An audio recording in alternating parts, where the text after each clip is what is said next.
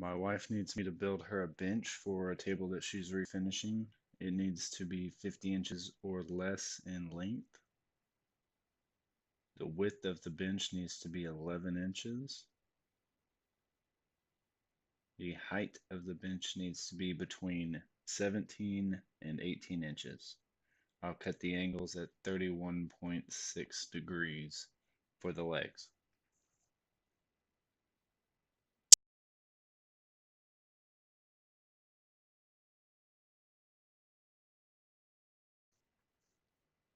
Each leg was 21 inches long, and after I made the first cut, I used it as a reference to mark the lines on the second and third cuts.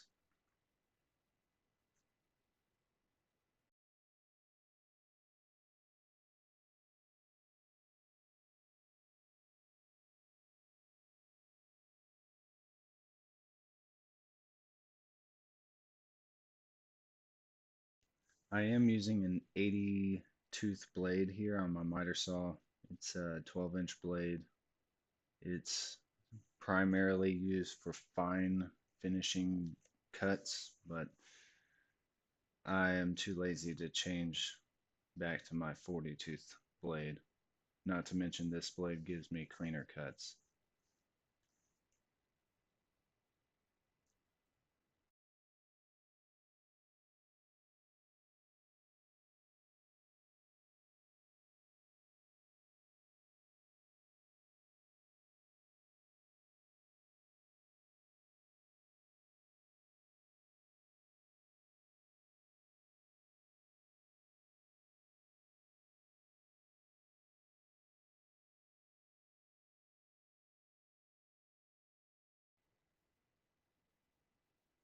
If you make all the cuts equally and every piece the same length, you have less work to do at the end, and you can have a less work on stabilization of the bench. You don't have to worry about the legs wobbling or the bench wobbling.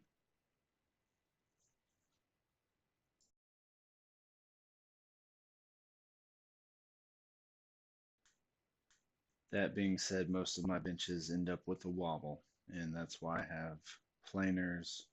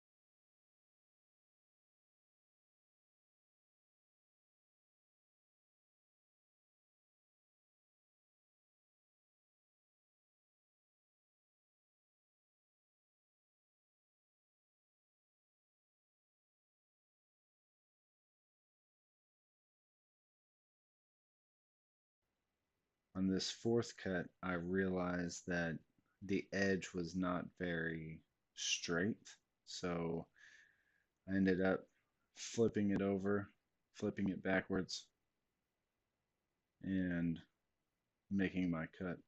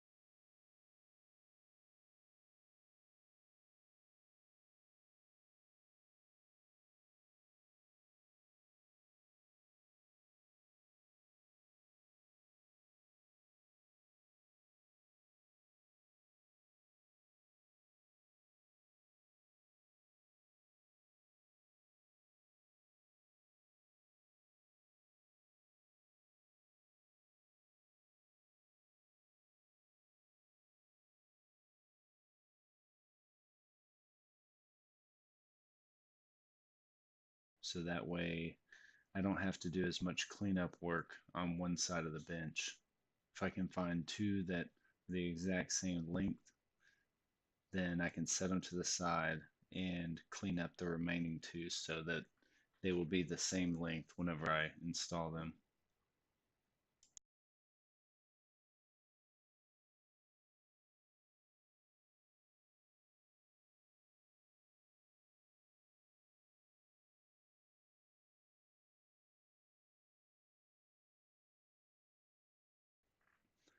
I use the edge of the blade to shave off small 30 seconds of an inch slices. It allows me to sneak up on my cuts and get them precise, or at least more precise. None of this project is perfect. It's just easy.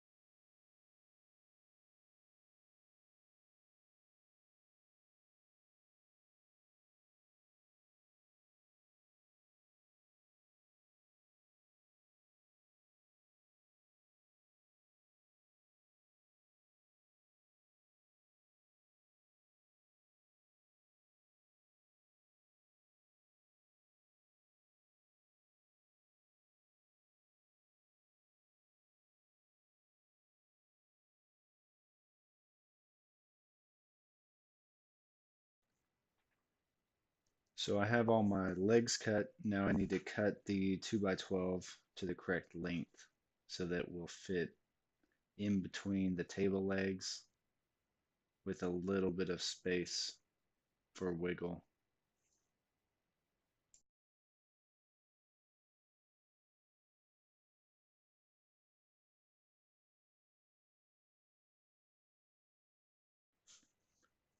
I actually like the cup in the 2x12. It's more natural to sit on.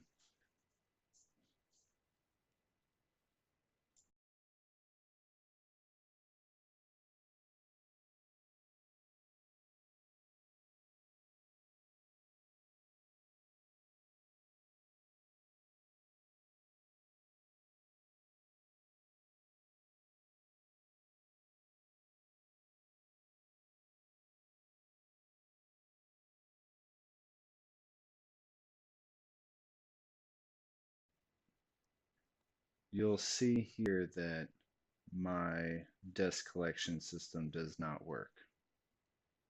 My shop vac is underneath my miter saw, and the opening that the miter saw has is not placed well. It does not catch very much dust at all.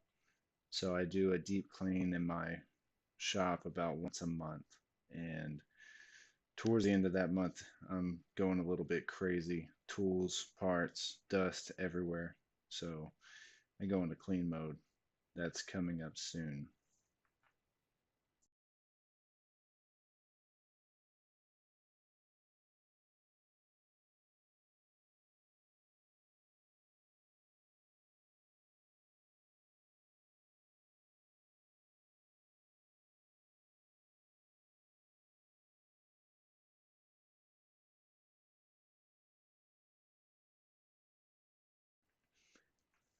Here I like to mark my lines, and what I do is take half the distance of the 2x4, which 2x4 is actually 1.5 inches wide. So I make this line 3/4 of an inch and run it down the length or the width of the bench seat.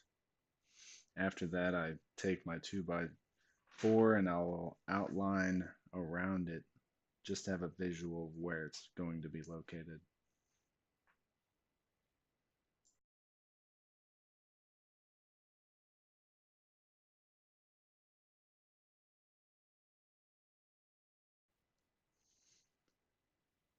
To mark the location of the inside leg, I will use the other 2x4 to act as a spacer and then mark around the 2x4 that goes on the inside.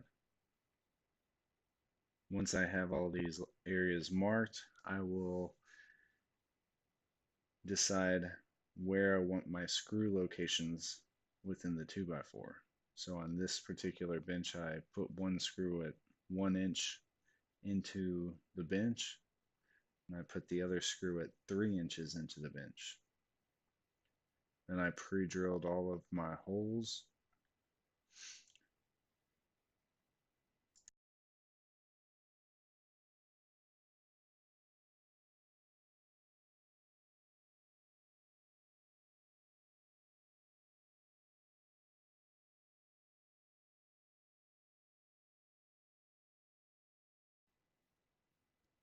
Once I pre-drill all my holes, I'll use a spade bit to countersink the holes so that the screw head will be below the surface of the bench.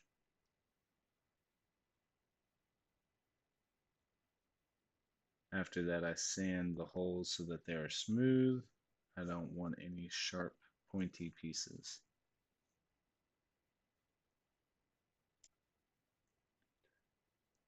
I typically use a lot of glue. Whenever I do any glue up, I want plenty of glue to squeeze out. It's relatively cheap and it's very strong.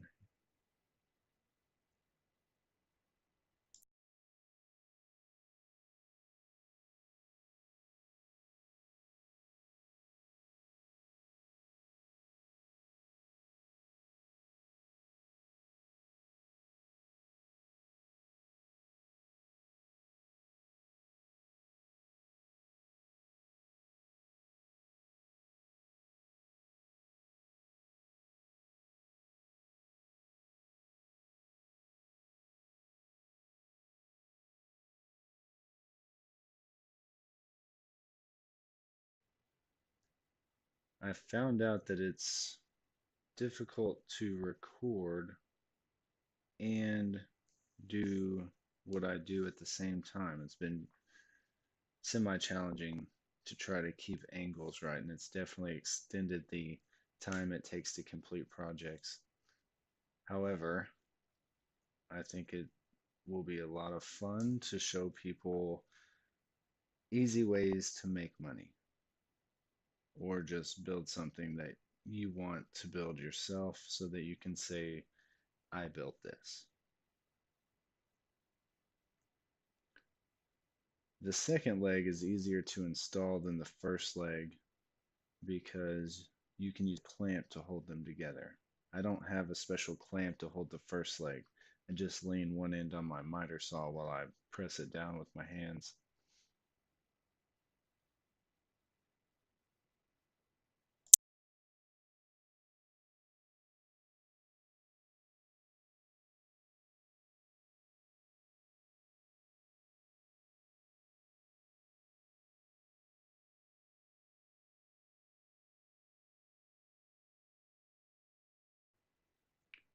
So this is the angle of the bench leg at 31.6 degrees. It's just the natural locking setting on my miter saw. I actually prefer to use a 25-degree angle on the cuts. I think that the bench comes out looking better. It's not as sturdy with the 25-degree angle. This is definitely the most sturdy option. However, it's more appealing to the eye with the 25-degree angle cut. I can share a photo at the end to show you what 25 degrees looks like. I used a 1-inch screw on the outside hole and a 3-inch screw on the inside hole of every 2x4 leg.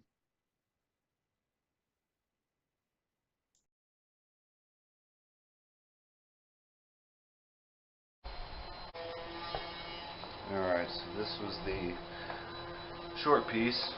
Now, there's many reasons that this has got a wobble. None of these parts were planed. That That's the primary reason. None of them were jointed. None of them are square. And the seat of the bench has a good bow in it. I could have flattened everything out and added a couple hours of work to my day.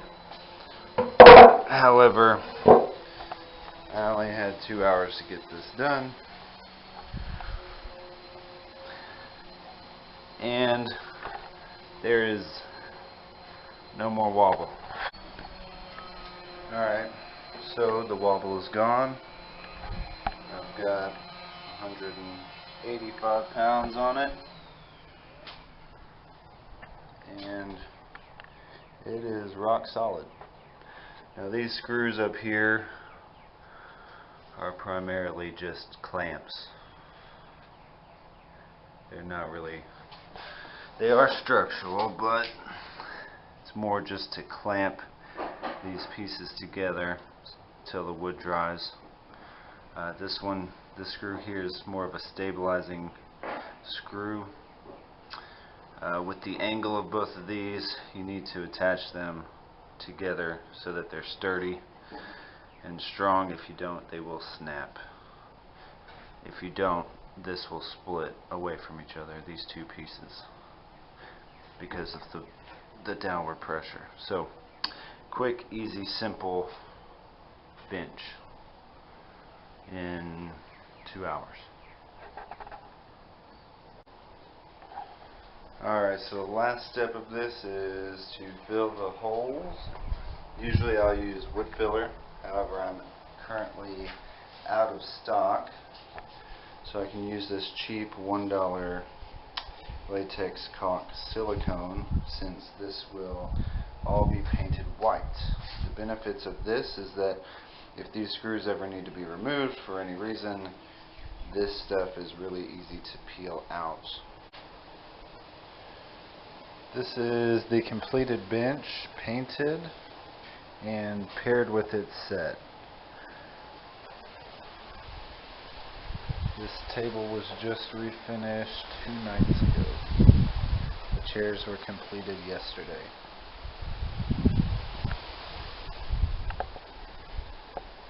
This is an example of a bench with a 25-degree leg cut.